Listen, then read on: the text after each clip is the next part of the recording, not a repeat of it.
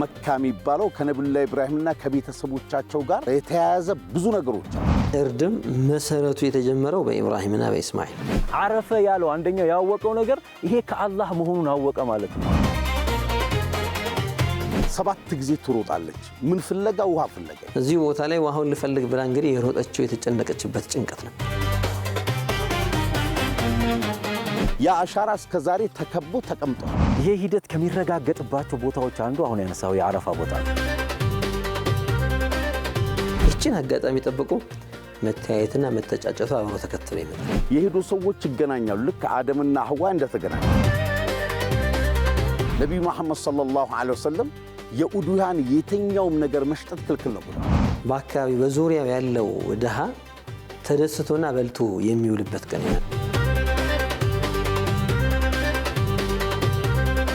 ሰው ልጅ ሁሉ እንደማበጠራጠር ስኩል ነው። የሚለብሱት ነጭ ልብስ ነው። ነጭ ደግሞ የሰላም ምልክት ነው።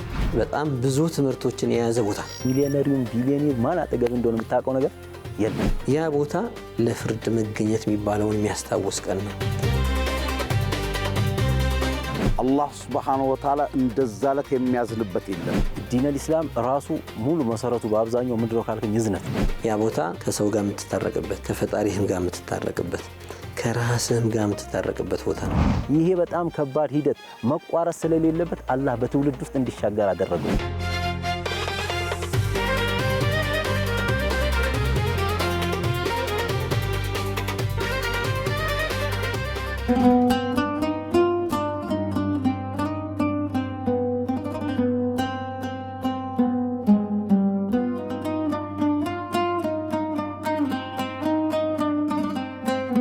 አረፋ ከታሪክ በላይ የታሪክ መጀመሪያ። ይህ ስፍራ ድንጋይና አሸዋ ብቻ የታቀፈ ተራራ አይደለም። ይልቁንም የሰው ልጅ ጥንታዊ ማንነቱን ያገኘበት፣ የናፈቀውን የተገናኘበትና የእኩልነትን ትርጉም የተረዳበት ታላቅ ቦታ እንጂ። ዛሬም ድረስ በየዓመቱ በሚሊዮኖች የሚቆጠሩ ምዕመናን ጌታዬ ሆይ ጥሪን ሰምቼ መጣሁ እያሉ ወደዚህ ስፍራ የሚተሙት ያንን ጥንታዊ መለኮታዊ ጥሪ ምላሽ ለመስጠት ነው። ታሪካችንን የምንጀምረው ከመጀመሪያው መለያየት ነው። አደምና ሐዋ ከገነት ወደ ምድር ሲወርዱ በተለያዩ አቅጣጫዎች ርቀው እንዲያርፉ ተደረገ። ለረጅም ዘመናት በናፍቆት ሲፈላለጉ ቆይተው ለመጀመሪያ ጊዜ አይን ለአይን የተገጣጠሙበት እዚህ አረፋ ተራራ ላይ ነበር። አረፋ በመጀመሪያ የቦታ ስም ነው። ይህ ቦታ ከመካ ወጣ ብሎ የሚገኝ ከሐረም ክልል ምንለው አለ የተከለለ ክቡር ቦታ፣ የሐጅ ስራ በዋናነት የሚሰራበት ቦታ።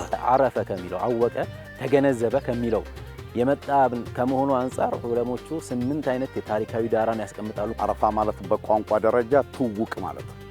መተዋወቅ፣ መገናኘት ማለት ነው። አባታችን አደምና እናታችን ሐዋ መገናኘታቸውን ክስተት እዚያ ቦታ ላይ ነበርና አረፍቲኒ በመባባል አወቅሽኝ፣ አወከኝ በመባል ያ ቦታ የተገናኙበት ቦታ አረፋ ተባለ።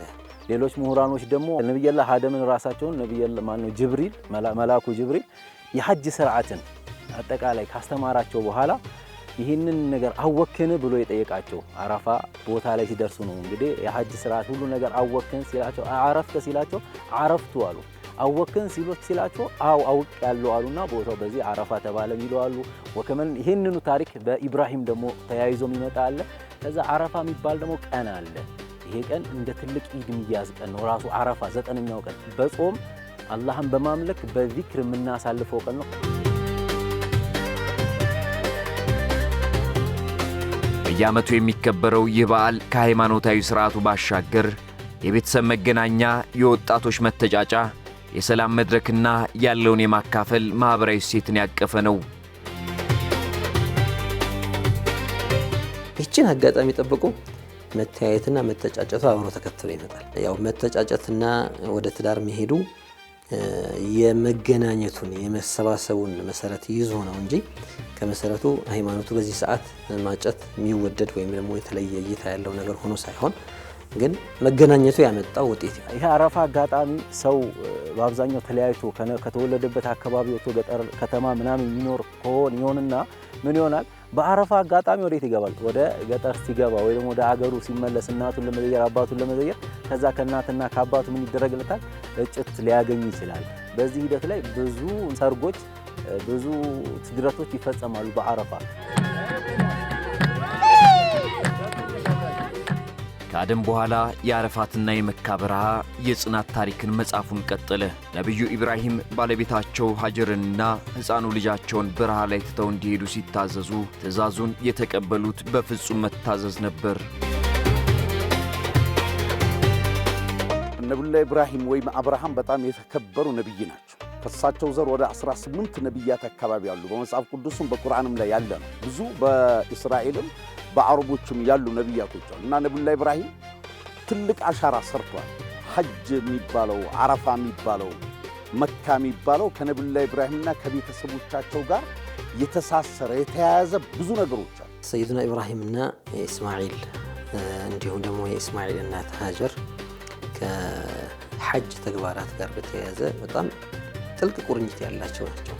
ካዕባን ከመገንባት አንስቶ ካዕባ ምድር በኑህ ዓለይሂ ሰላም ጊዜ ያመኑት ሰዎች ድነው ሌላው ምድር ተጥለቅልቆ በውሃ ተጠቅልቃ የጠፉ ጊዜ ህዝቦች የጠፉ ጊዜና አማኞች የዳኑ ጊዜ ያኔ ካዕባም የነበረው ግንባታም ፈርሶ ነበር። ምድር ላይ ያሉ ቤቶች በጠቅላላ ፈርሰው ስለነበር ከዚያ በኋላ አላህ ቦታውን አሳይቷቸው እዚህ ቦታ ነው ብሎ በዋህይ ያሳወቋቸው ኢብራሂም እንደገና ካዕባን ሲገነቡ ጀምሮ እንግዲህ የካዕባ መገንባት ከሐጁ ጋር ወይ ደግሞ ቀጥታ ከሐጅ ተግባራት አንዱ የሆነውን ጠዋፍ የሚባለውን ነገር አብሮ ያነሳል። ያቺ ከተማ በመመስረትና ካዕባን መቃሙን ከፍ በማድረግ ወይ ዘርፈ ኢብራሂም القواعد من البيت ይላል። ኢብራሂም የቤቱን መሰረት ከፍ ያደረገ ጊዜ መሰረቱ ነበረ። መሰረቱ ምን አድርጎታል? ከፍ አድርጎ እንዲገነባ ለኢብራሂም ነው የተሰጠው። ይህንን ካዕባ ካጠናቀቁ በኋላ አቢ ቁበይስ የሚባል ተራራ ነው። እዛ ላይ ተራራ ወጥተው ጥሪ ያደረጉት አባታችን ነቢዩላህ ኢብራሂም ወይም አብርሃም። ሌላው ደግሞ በካዕባ አጠገብ ነቢዩላህ ኢብራሂም አሻራቸው የቆሙበት ስፍራ አለ። ወተኽዙ ሚን መቃሚ ኢብራሂም ሙሰላ። አሁን መካ ላይ ያ አሻራ እስከ ዛሬ ተከቦ ተቀምጧል እና ሁሉ ነገሩ ከነቢዩላህ ኢብራሂም ዓለይሂ ሰላቱ ወሰላም ከእናታችን ሀጀራ ከኢስማኤል ጋር ይገናኛል። ይሄ የሐጅ ስርዓት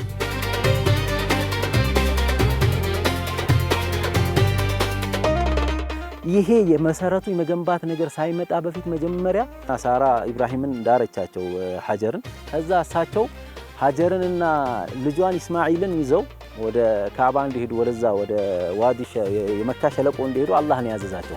መቼም የአላህ ትእዛዝ ነውና ነቢያት ደግሞ ታዛዥ ናቸውና ልጃቸውን ኢስማኤልን ከእናታቸው ጋር ይዘው ወደዚያ ቦታ መጡ። ለጊዜው የሚበሉትን የተወሰነ ቀለምና የሚጠጣ ውሃ ይዘው ነበር ያመጡት። ከዛ በኋላ የሚበሉት ያልቃል፣ ቴምርም ያልቅባቸዋል። ሰፋና መርዋ የሚባል ተራራ አለ። ቅዱስ ቁርአን ላይ የተጠቀሰ ነው። ኢነ ሰፋ ወልመርወተ ሚን ሸዓኢሪላህ ይላል። ከሰፋ ተነሳ ውሃ ፍለጋ ወደ መርዋ፣ ከመርዋ ወደ ሰፋ። አሁን መካ ላይ አይተነዋል ያሉ ተራራዎች ናቸው። መካከለኛ 7 ጊዜ ትሮጣለች። ምን ፍለጋ? ውሃ ፍለጋ። እንግዲህ ያዘዘኝ ቦታ ሆኜ እዚሁ ቦታ ላይ ውሃውን ልፈልግ ብላ እንግዲህ የሮጠችው የተጨነቀችበት ጭንቀት ነው። ያኔ ነው ማኡ ዘምዘም የፈለቀላት። ጅብሪል መጥተው ኢስማኤል ተኝተውበት ከነበረው ቦታ ላይ በእግራቸው ረግጠው ያ ውሃ የፈለቀው። እስካሁን ድረስም እንግዲህ ሁሉም በየቤቱ ሲመጣ ይዞ ይመጣል። መካ ሐጅ የሄደ ዑምራ የሄደ እዚያ መሳጅዶች ውስጥ ከተገባ መስጂዱል ሐራም ውስጥ ከተገባ መስጂዱል ነበዊ የነብዩ መስጂድና መስጂዱል ሐራም መካ ያለው መስጂድ ከተገባ ውስጥ ያለው መጠጥ የዘምዘም ውሃ ነው በሚል የሚቆጠሩ ሰዎች ይጠጡታል። የማያልቅ ምንጭ፣ የማይቆም ምንጭ በጣም በሚገርም መልኩ ማለት ነው። እንግዲህ ምናልባት በአንድ ጊዜ ሐጅ የሚሄዱ ሰዎች የሚሄደው 2 ሚሊዮን 3 ሚሊዮን ሰው ሐጅ ይሄዳል። ዓመት ከዓመት ዑምራ ከሚሄደው ባሻገር ማለት ነው። በየጊዜው የአካባቢ ነዋሪም ደግሞ እዛው ሰጋጁ የሚኖረው ሰው እየገባ ሰግዶ የሚወጣው ያ ሁላ የሚጠቀምበት ሆነው ማያልቅ አላህ አደረገው። ይሄ በእሷ የልፋት መስዋዕትነት የከፈለችው መስዋዕትነት ውጤት የተገኘ ነው ይባላል።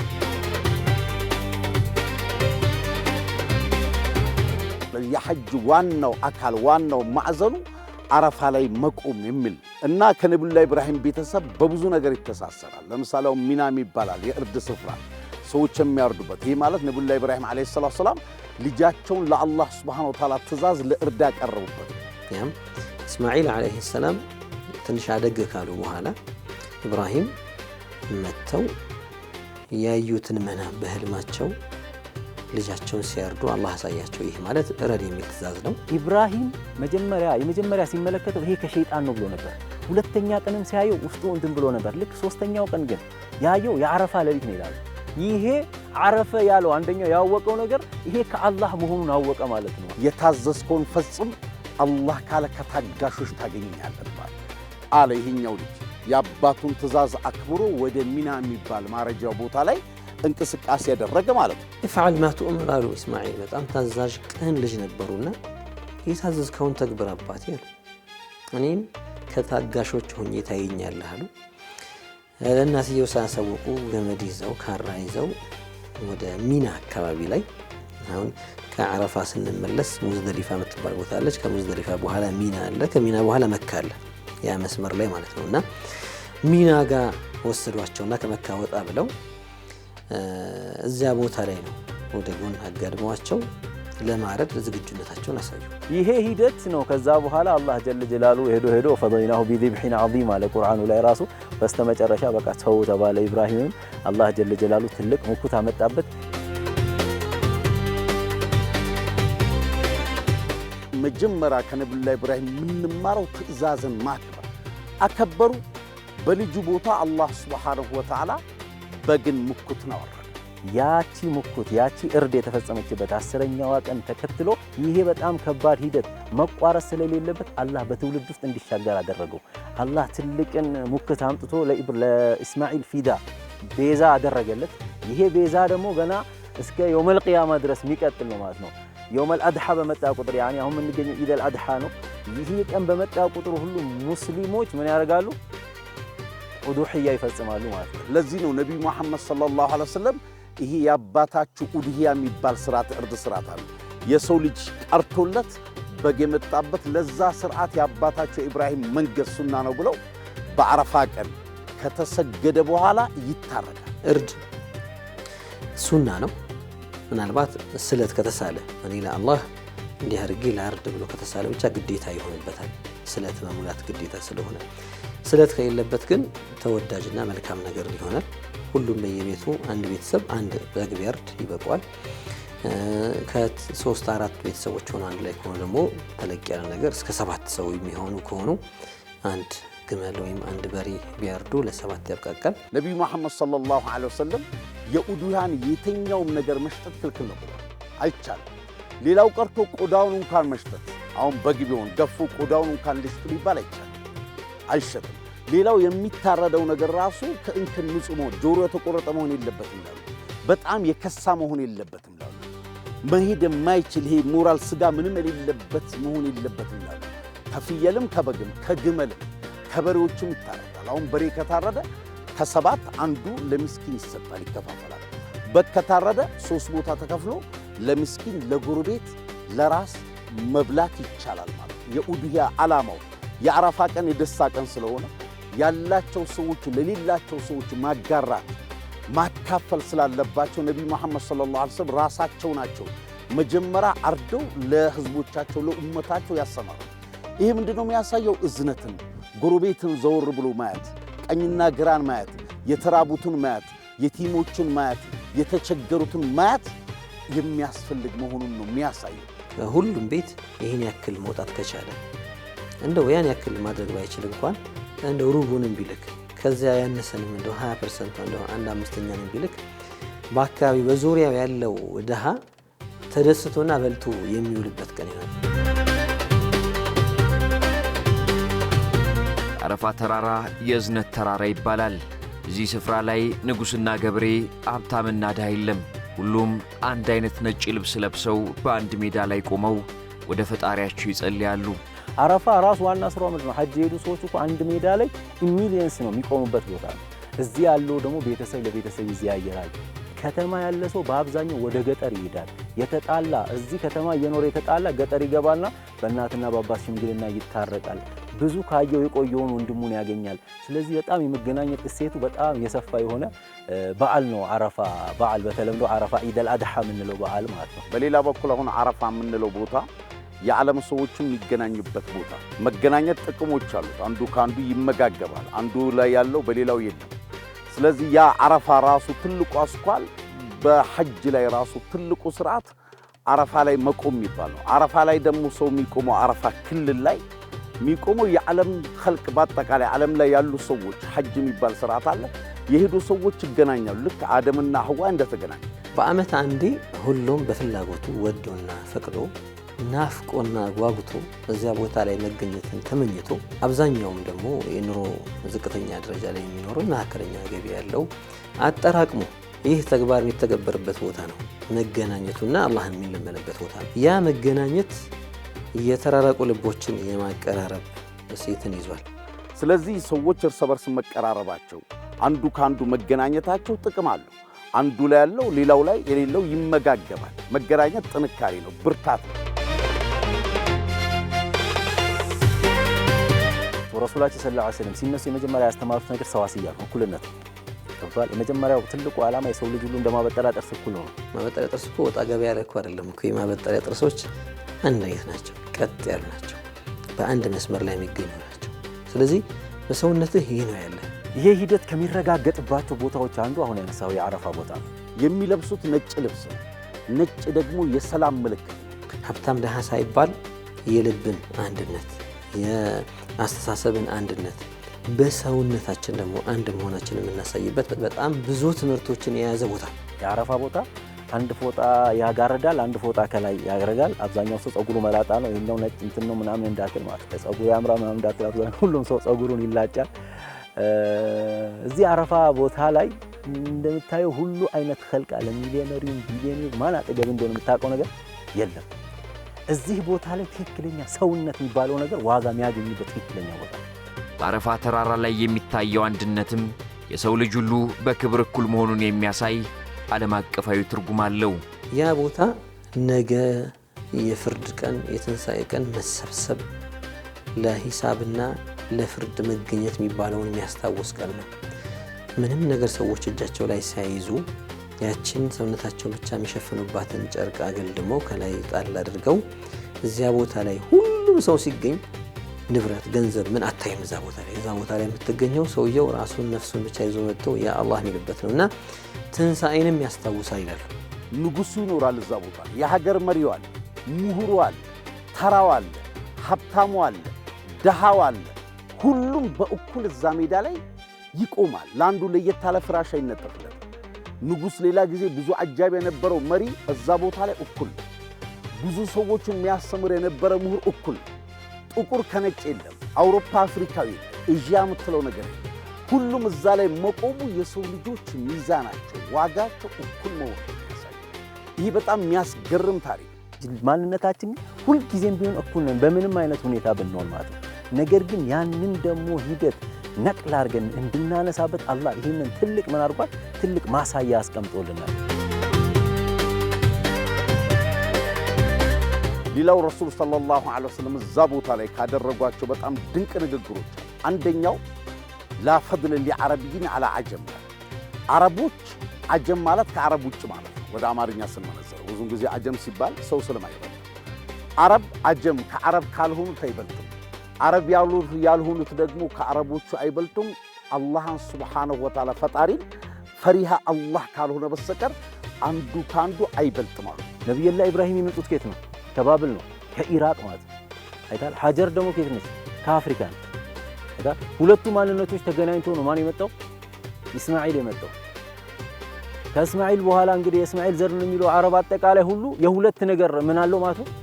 የሁለት እሴት ነው ማለት ነው። የኢራቅና የአፍሪካ እንትን እሴት ነው። አሁን አረቡ ዓለም ዛሬ ኸሊጅ ምናምን የሚባለው ማለት ነው። ትልቁና ዋናው መልእክቱ የሰው ልጆች በሰውነታችን አንድ አይነት ሰው ተደርገን የተፈጠርን ከውሃ የተፈጠርን ሰዎች መሆናችን እና ነቢዩ ዓለይሂ ሰላቱ ወሰላም እንደገለጹትም ላ ፈድለ ሊዐረቢይን ዐላ ዐጀሚይን ኢላ ቢተቅዋ።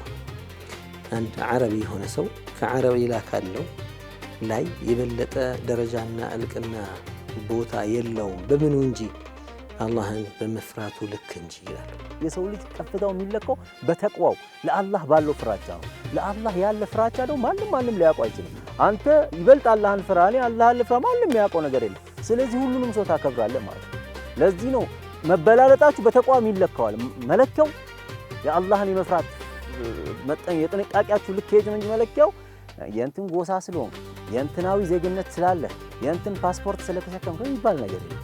አይታ እዛ ቦታ ላይ ስትሄድ ያቺን ፎጣ ትለብሳለህ። ሁሉም ሰው እኩል ነው። ሁሉም ሰው ወደ አላህ ያለቅሳል። ሁሉም ሰው በአላህ ፍቃድ መግፊራን የሚያገኝበት ቦታ ነው። ሰዎች ዱዓቸው ተሰሚነት የሚኖረው መሀከላቸው ላይ መቆራረጥ ሳይኖር ሲቀር ነውና ልመና የተቀባይነት እንዲያገኝ ከተጣላሁት ጋር ታረቃለሁ። ሐጅ ሰው ከመሄዱ በፊት ራሱ ከሰዎች ዙልም ነፃ ሆኖ ይውጣ ይባላል። የሰውን ገንዘብ ወስዶ ቢሄድ ሐጁ ተቀባይነት አይኖረው። ሰውን እየበደለ ከሆነ የሚያመጣበት እንከን አለ ሐጁ ላይ።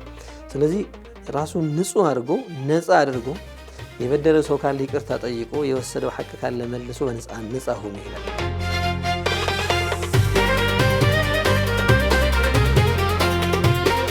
አረፋ ከአደምና ከሐዋ የታሪክ መጀመሪያ እስከ ነብዩ ኢብራሂም ጽናት፣ ከአጀር ተጋድሎ እስከ ነብዩ መሐመድ የሰብአዊ መብት አዋጅ ድረስ የዘለቀ የታሪክ ማህደር ነው። ይህ ተራራ ሰዎች ማንነታቸውን ያወቁበት፣ በሰው ልጆች መካከል ያለውን እኩልነት በተግባር ያረጋገጡበትና ማህበራዊ ትስስራቸውን ያደሱበት ስፍራ ሆኖ ለዘመናት ዘልቋል።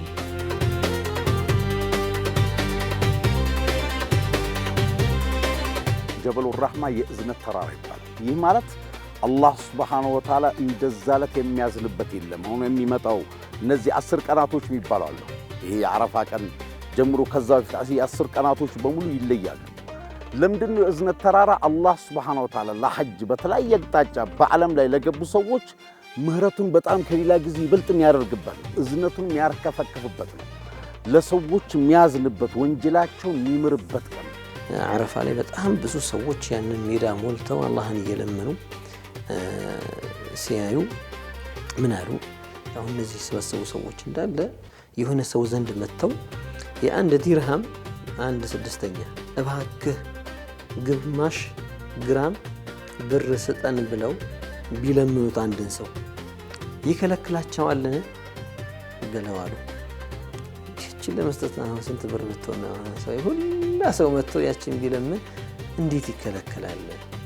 አይከለከልም እንኳን የሁላ ሰው። ከዚያ የሚያነሱ ሲመጣ ይሄ ነገር እሺ ተብሎ የሚሰጥ ነገር ነው ሲሉ ምን አሉኝ? ትልቅ ሰው መልሰው ባሪያዎቹን አላህ መማሩ የሚፈልጉትን ነገር መስጠቱ ከዚያ ዳነቅ ከምትባለዋ የሩብ ግራም ወይ ግማሽ ግራም ብር ከሱ የቀለለ ነው ለአላህ አሉ።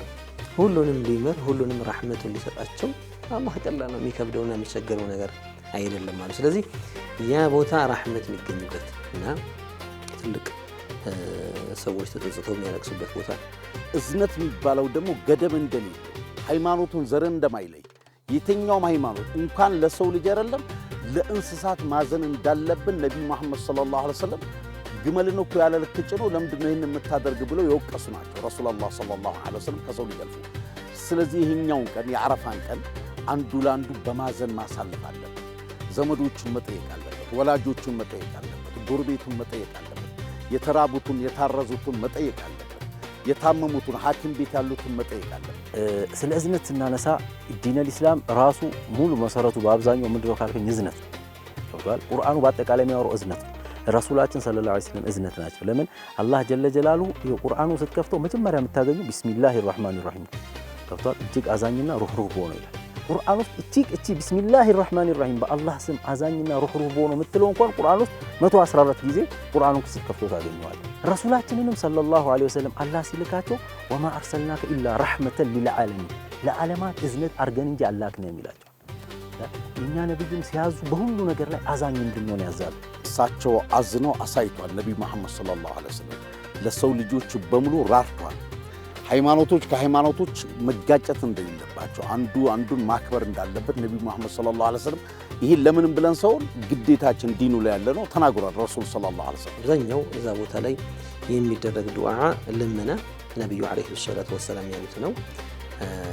ዱዓ የውም የዓረፋ ተብሎ የዓረፋ ቀን ዱዓ በተለየ መልኩ የሚደረግ ተብሎ የሚለመን የአላህን ጌትነት፣ አንድነት፣ ፈጣሪነት የምትከርርበትና የምትደጋግምበት وأفضل ما قلت أنا والنبيون من قبلي لا إله إلا الله وحده لا شريك له ብለው ነቢዩ ዐለይሂ ሰላቱ ወሰላም ይህን ላኢላሃ ኢለላህ ወሕደሁ ላ ሸሪከ ለሁ ለሁል ሙልክ ወለሁል ሐምድ ወሁወ ዐላ ኩሊ ሸይኢን ቀዲር። ከአላህ በስተቀር በእውነት የሚገዙት አምላክ የለም፣ አንድ ነው፣ አጋር የለውም። እርሱ ደግሞ ሙልክ ንግስና የተባለው ሁሉ የእሱ ነው፣ ምስጋና የሚገባው ለሱ ነው።